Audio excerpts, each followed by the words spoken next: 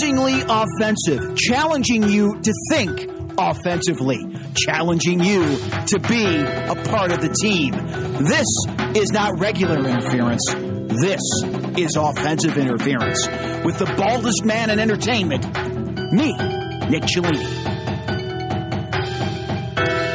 And welcome to Offensive Interference. We'll talk some Braves a little bit later on in the program, how they remind me of the last Braves team that went to the World Series. But again, more on that later on, because on this show, the tables have been turned on me. I am actually going to be interviewed by a man who does this for a living. He is from the AJC and the AJC.com. You can also follow him on Twitter. He is Rodney Ho. Rodney, we appreciate you coming by. Now, what is your official title over there? Media critic? I don't even know at this point. Entertainment blogger. Yeah. Something vaguely unimportant. But give the fine folks out there the Twitter handle. AJC Radio TV. And I follow you, and you in turn follow me. And very much. I know you went off Twitter for a brief moment in time just to sort of kind of reset things, and now we're moving forward with offensive interference, and things are pretty good right now. So with that, we open it up to you for questioning.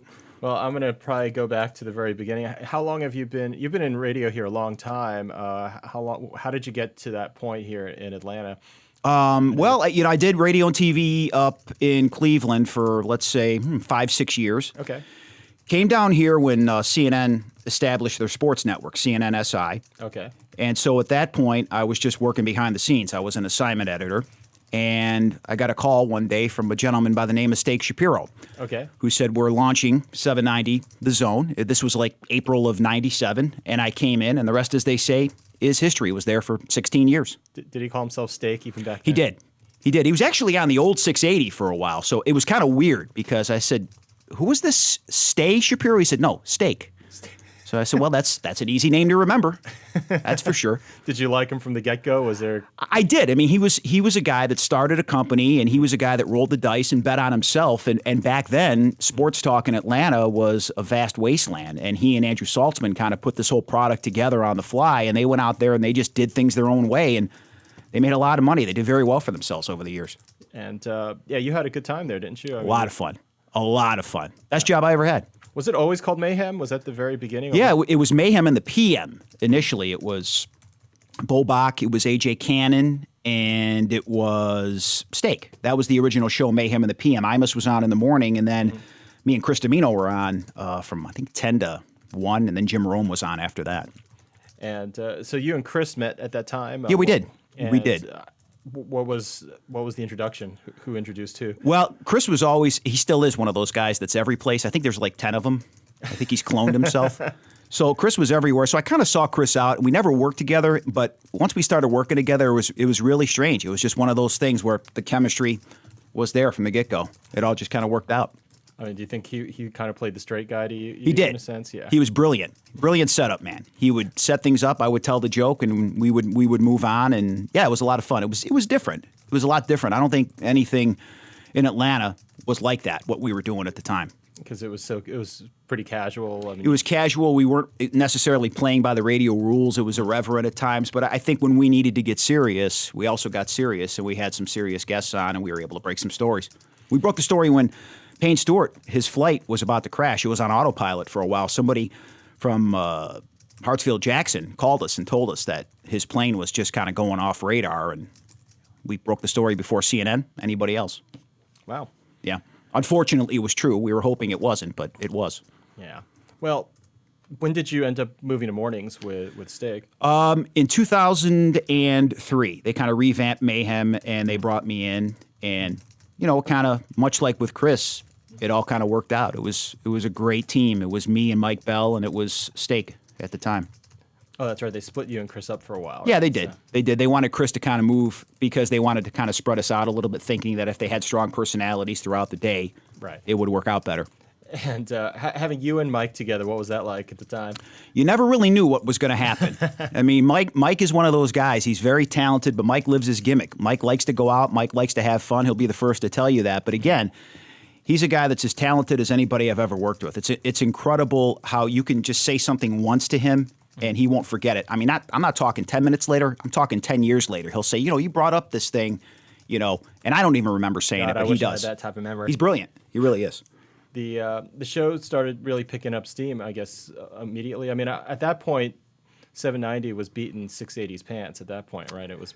Yeah, it was going really well. I mean, again, we were kind of doing our own thing in the morning, and we were out there at various venues, various events, and we were doing good. And it was something that I think that we had invested so much time in this town, even though we're not from here. We invested so much time, and we were at all the events: Hawks, Braves, Falcons, Georgia Tech. That I think we became. Fortunately, the people in Atlanta accepted us. We became a part of the fabric of Atlanta.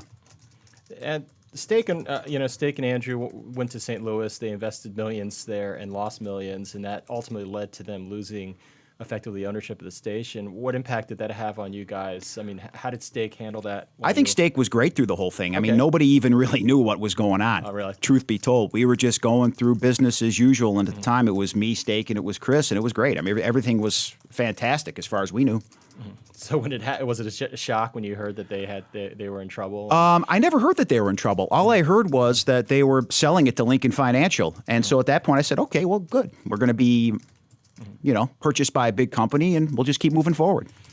When did you notice that things might not be so good in a sense under a big company like that as opposed to Andrew and Steak? Yeah, that's a good question. Did you notice anything, or were you kind of oblivious to it? Yeah, I was. I mean, I was just so focused on what we were doing every day, and I still am, like I'm doing now with the podcast. I'm still just moving forward and focusing on everything positive that I never worried about anything else going on around me. I was just always a guy that tried to do my job. Still am. Yeah, you weren't the gossip guy. You weren't trying to fish around and see. Absolutely not. You never paid attention to what 680 was doing. Rodney, my theory is the less I know, the better. and no, I mean, I wish everybody over at 790, I still have a lot of friends there. I wish them nothing but the best. I still have a lot of friends in this business, and I wish all of them nothing but the best. To me, it doesn't pay to burn any bridges. It doesn't benefit anybody to be angry and burn any bridges. That's why I want to have a lot of guys in the media now on the podcast. I hope that they'll come through. You see the studios here are pretty nice, and hopefully they'll come through and we'll talk some sports, we'll talk some football throughout the football season. All right, let's go to that day in June. What happened that morning what was the thought process in terms of doing that particular bit? There was no thought process. We were sitting there during the break, and Steve Gleason had written a piece. He was filling in for Peter King at SI.com, the Monday morning quarterback. So Peter was on vacation, and we just thought that we would do this knock-knock joke, or we did Knock Knock Thursday in the old days, so we thought we would do it again. Didn't think about it at all. It was literally like 30 seconds before we came back on. I went back there and I did it, and it was the dumbest thing I've ever done in my life. It was the biggest regret I've ever had in my life. I mean, I'm sure you've done bad jokes and stupid things over the years. You're doing live radio for thousands of hours of it. Right. I'm sure there's stuff you probably think back. It's like, I don't know why I did that. But why did this one particularly stick out, you think? I think because Steve Gleason is a very popular guy in New Orleans. And I also think in the world of social media, somebody jumps on something, and rightfully so in this case, somebody jumped on it. And the next thing you know, what happened. And the important thing is that I reached out to the Gleason family. I went to New Orleans. I talked to his in-laws. We had dinner with his brother-in-law. Met with his father-in-law the next day, toured the ALS facility that they're building in New Orleans. The ALS facility they're building in New Orleans is only the second of its kind in the country. There's one in New England, and Steve, through his courage, got this thing financed through Chase, and it's amazing. As independently as ALS patients can live, they're going to live in this facility. So that happened, and then a couple of weeks later, I got an email from Steve himself, and he said, look, I understand that you met with my in-laws and my family, and we appreciate the fact that you did that. And if you can you do one more thing for me? There's a gentleman that's been in my life since 2004. He's a motivational speaker. He's a little bit different in the way he goes about things, but he's a good guy. So can he call you? And I said, sure. I emailed Steve back. Thank you for reaching out to me, and sorry for what we did. And I gave him my number, and it was a Saturday evening, just after 6 o'clock. I got a call from a blocked number. So I answered it, and it was a gentleman who claimed to be this person who was Steve's confidant, his friend, his motivational person in his life. And so we started talking. He said, well, listen, we would like to have you come to New Orleans. We want to have you do some stuff with the Gleason Foundation, and we do a lot of adventures with ALS patients. How would you feel about, wrestling a lion? We'll sedate the lion, what have you. How would you feel about a tandem jump? You would jump out of an airplane without a parachute.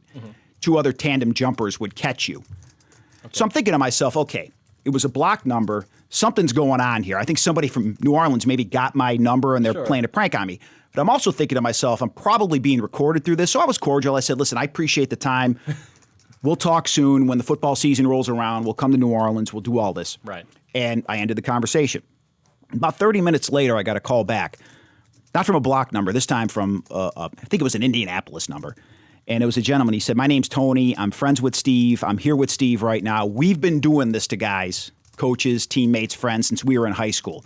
And we figured since this started with a prank, we'd kind of end it. We'd break the ice with a prank and tell you that it's all water under the bridge, all's forgiven. We've appreciated everything you've done to make this right and how you've moved forward. And we want you to come to New Orleans. And Steve actually, through the computer, talked to me as well and said, we want you to come to New Orleans during the season. We would like to meet with you and have you become a member of Team Gleason. I think everybody has a cause, and I think now this kind of opened my eyes because I didn't know what ALS was. I thought it was just, one of those diseases where your mind, your body all wastes away. I didn't realize what it was. Now I know what it is, and now it's going to be, I think everybody has a cause, and this is going to be my cause from here on out. I'm actually doing, the Atlanta chapter to fight ALS is doing a walk on September the 21st, and I'll be there as well, trying to raise money for it. So it really, to me, it was more or less, Rodney, about the power of forgiveness. I mean, here's a guy that is battling for his own life, and here's a guy that reached out to me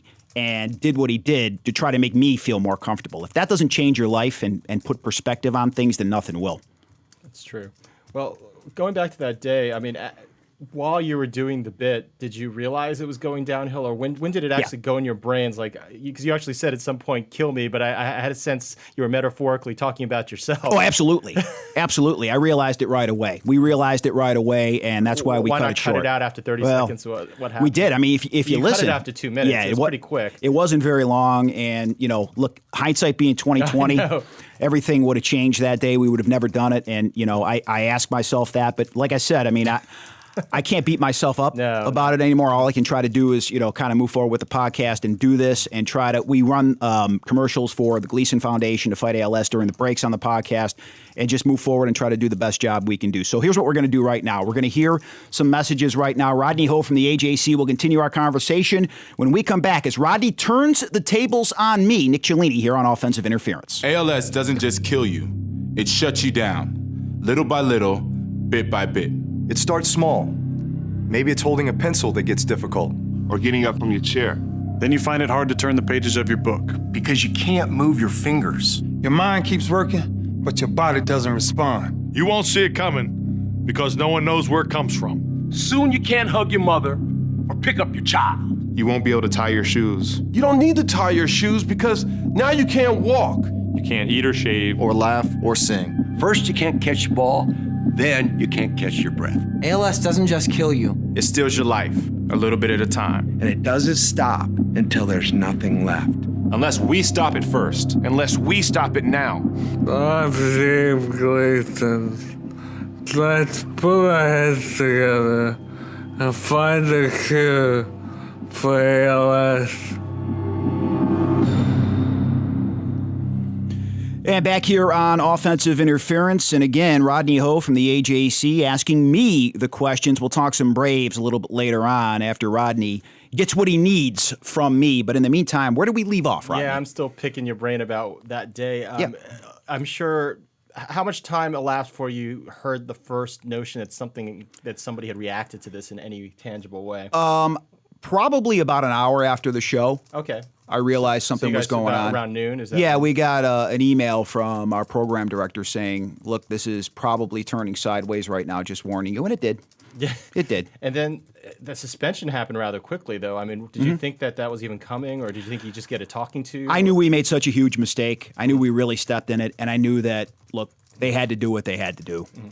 So, I mean, that day, as the day was going along, did you have a sinking feeling that this was going to get worse, or you just kind of what did you do all afternoon? I actually just kind of, I have a 4-year-old, so I had to pick him up from school, and I had to take care of him, and I still have responsibilities around the house. Right. Life goes on, so I still had to do all of that stuff, but I kind of knew something was going to happen. Actually, I did know something was going to happen. That was worse than just a week suspension? Absolutely. Or something? Yeah, absolutely.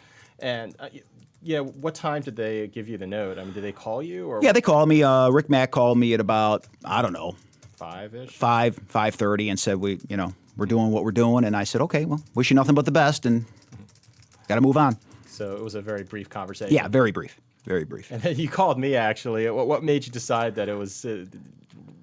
Again, much like the bit, I wish I wouldn't have been that emotional. But, look, you're at a place 16 years, Right. and you say things you don't mean. And certainly that's one of the biggest regrets that I have, because they were, like I told you before, I'm oblivious to everything that goes on around me. Right. And I just thought that, hey, look, this is going to be fine. I'm going to keep working. I had nobody to blame but me. I take all of the blame. I take on all of the accountability. It's all on me. It was nobody else's fault. And I probably, no probably about it, I probably, though, shouldn't have made that call when I did, or at all, because, again, it was all my fault.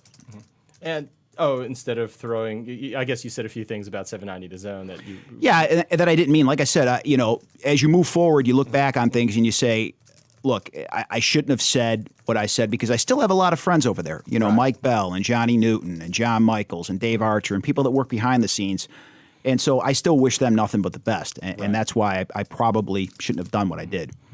The messy thing here is that you have, even though you were let go for a cause, which meant that they didn't have to pay you a penny afterwards, there's an 8-month non-compete on That's top of correct, that? yes. I can go back to work in radio in March. That seems kind of obnoxious to me. I mean, they got rid of you, so why can't you just jump on another station? I signed the contract. Yeah, Again, it's just one of those things in business that, it's about leverage. And fortunately, though, here's the way I look at it. And I really do look at it this way, Rodney.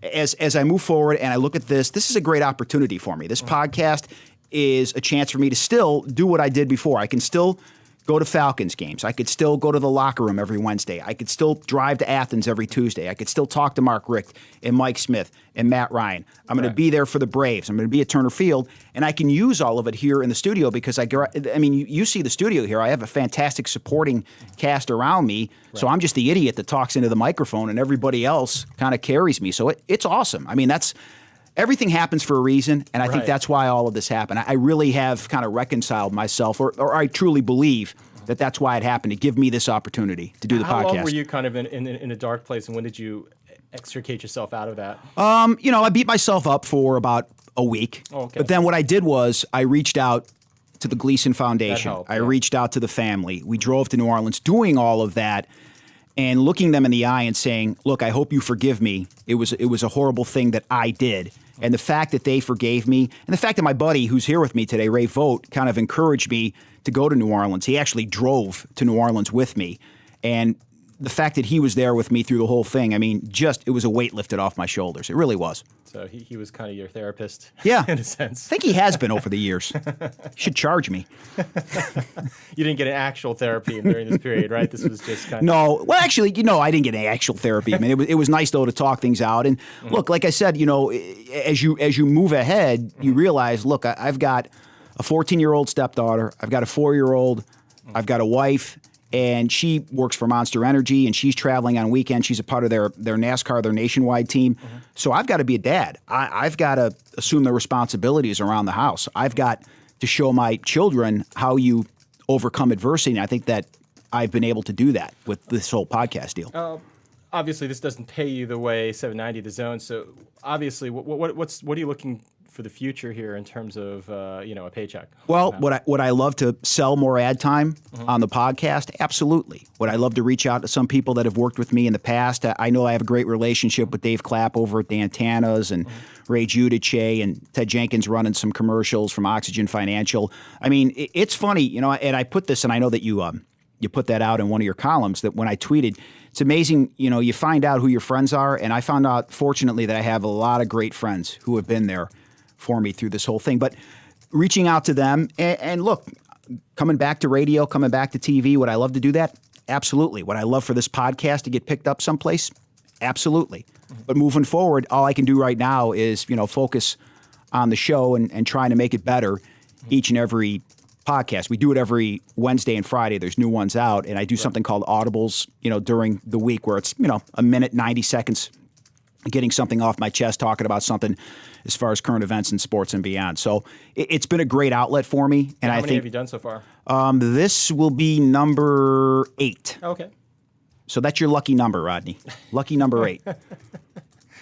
Yeah, you do sound like you're in okay shape. I'm feeling good. You're not, and your wife has a job. It's Yeah. not like you're going broke Right. next week. You have savings. Right. You're going to be okay. For Life could always be worse. I mean, I look around and I see what people are dealing with every day, and no, I mean, life could be much, much worse than me getting a chance to do something that I love, and I'm still loving doing this podcast. You know, we're 8 in, and it's getting better and better and better every week, I think. And have you been in regular touch with Steak and Chris?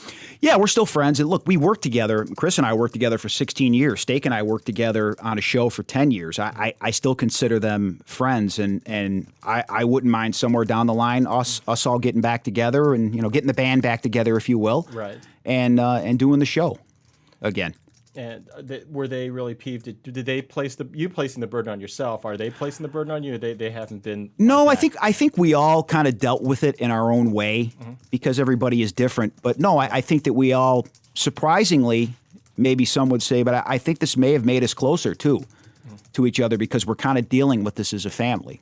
Right. You know, I mean, we were a family for how many years, and I think we still consider each other family. You know, we've been there through a lot of tough times for each other. So I know Steak is spending a lot of his time with his Good Eats. He's doing good. Atlanta Eats is doing great. Yeah. I mean, he's Eats. I'm sorry, I'm thinking of Brown on my brain there.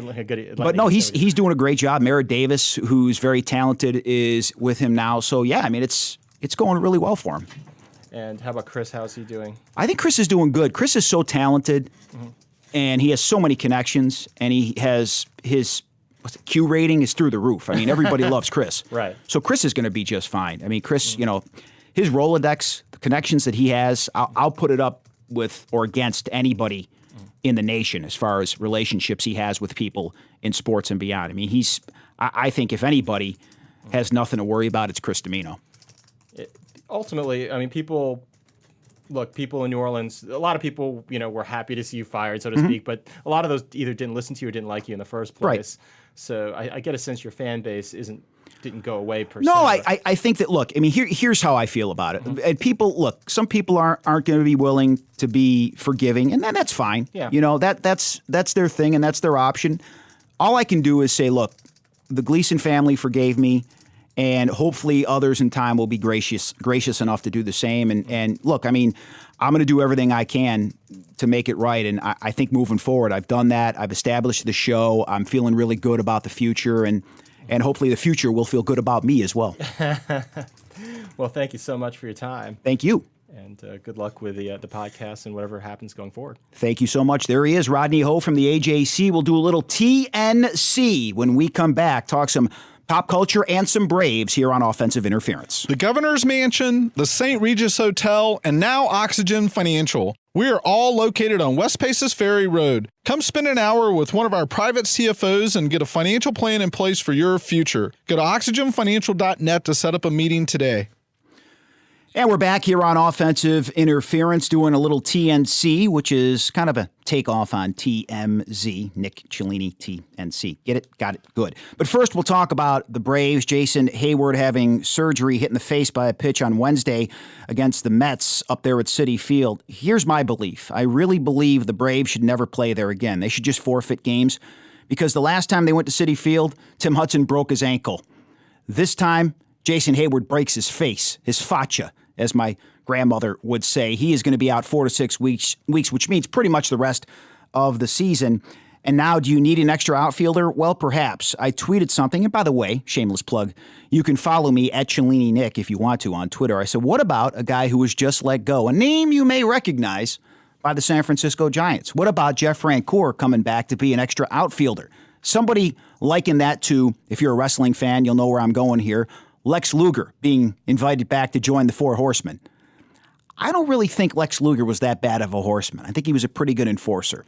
But that's another topic for another day. If Jeff Francoeur can still hit left-handed pitching, and I believe for the most part in spots he can, if Jeff Francoeur can still be a good outfielder, a good defensive replacement, and I believe at certain points and times and spots that he can, then why not pick up the phone and say, hey, Frenchie, how about coming back to town? I also think that B.J. Upton, center field, is now yours. Look, the Nationals aren't going to catch the Braves. The Phillies aren't going to catch the Braves. Nobody's going to catch the Braves in the National League East. B.J. Upton is your guy, your $75 million man, who, as we all know, has struggled this year. Why not just say, look, go out there and make it right. Get out there in center field. You put Justin Upton in right field. You put Evan Gattis in left field. Now Evan Gattis gets extended at bats, and you can find out what he can do, extended playing time, if you will. Every once in a while, he'll fill in for Brian Mechanic, catcher, or Gerald Laird. You also get a chance now to see what these guys can do. And a lot of people saying B.J. Upton has been a bust this year. And he has. He really has. But you know what? If he gets 1, 2, 3 big hits for you in the postseason, everybody's going to forget about what happened in August, in May, whatever month during the baseball season. And also looking at this Braves team, so many bizarre things have happened to this Braves team this year. From the broken ankle of Tim Hudson, Jason Hayward breaking his jaw. Also, Dan Uggla. I've never seen this before. I've never heard of this before. Someone saying, you know what, I can't see. I can't see. Why can't you see? I got my eyes closed. The old Three Stooges line. But Dan Uggla said, I can't see, so I'm going to get LASIK surgery. So off he goes. Tyler Pasternicki fills in at second base. He blows out his knee. And yet, the Braves keep finding ways to win. This, again, reminds me, and I talked about this during my Audible, and the Audible comes out a couple of days a week. At OI, Nick Cellini. You can find it there, about 90 seconds of gold. Pure gold as I drive in my car. Probably shouldn't have said that out loud. I probably shouldn't be driving and recording things at the same time. But again, another topic for another day. At least I'm wearing my seatbelt. This reminds me of 1999. Javi Lopez goes down. Andres Galarraga doesn't play the entire season as he's battling cancer. And I'll never forget, back on my old radio show with me and Chris Domino, Tom Glavine came on.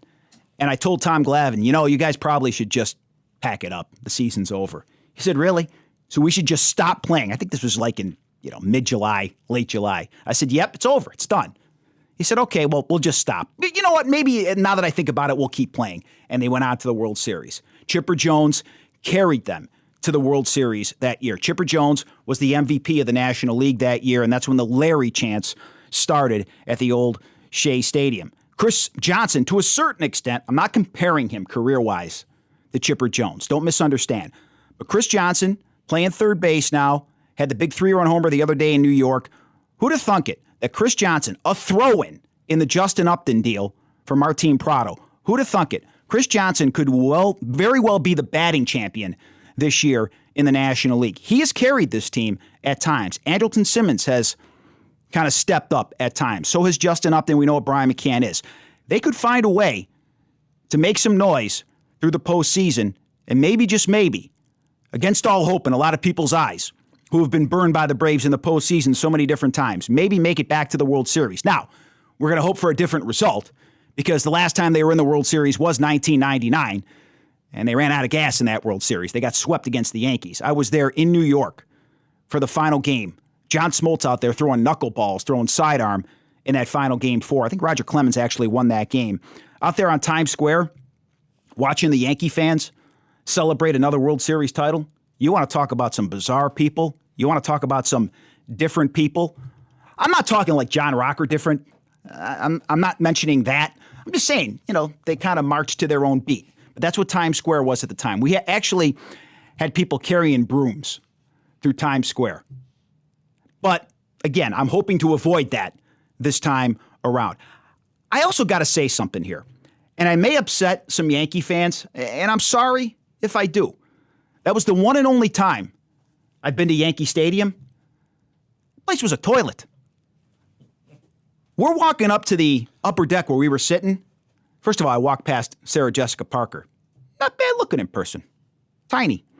Anywho, walking up to our seats, that smell of stale beer, stale hot dogs, with just a dash of urine, that's something you'll always remember. I'm thinking to myself, this is the place, huh? This is the place where Ruth and Mantle and DiMaggio, this is where they all played. Well, now I understand why they tore down that place and they built a new Yankee Stadium. Because the time was now, and now was the time to do that. This journalist was not impressed by what he saw at Yankee Stadium. So again, if you want to send your angry tweets, you can do so at OI, Nick Cellini, at Cellini Nick. I'm a big boy. I can take it.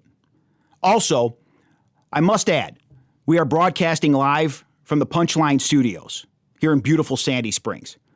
Punchline, the premier comedy club in the city of Atlanta. You can follow them at punchline.com. The reason I bring it up, Atlanta, according to what I have in front of me here right now, I follow various entities on Twitter because I'm a team player. Discover Atlanta says it's no joke.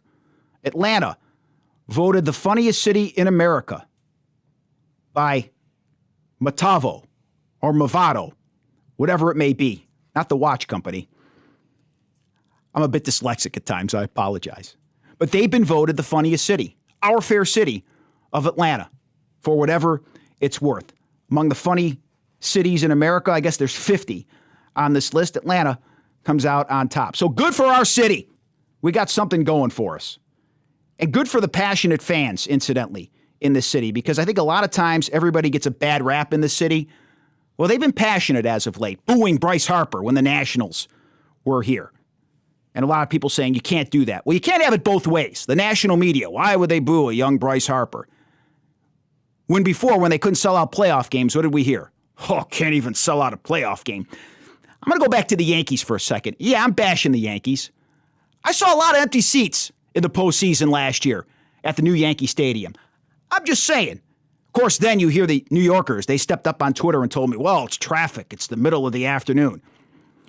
A lot of those games with empty seats in Atlanta, they were in the afternoon as well. And if you've ever been here, about 4:30 in the afternoon, in the middle of Atlanta rush hour traffic, you'd understand why people are late. As I look at this list of funny cities, Chicago comes in at number 2.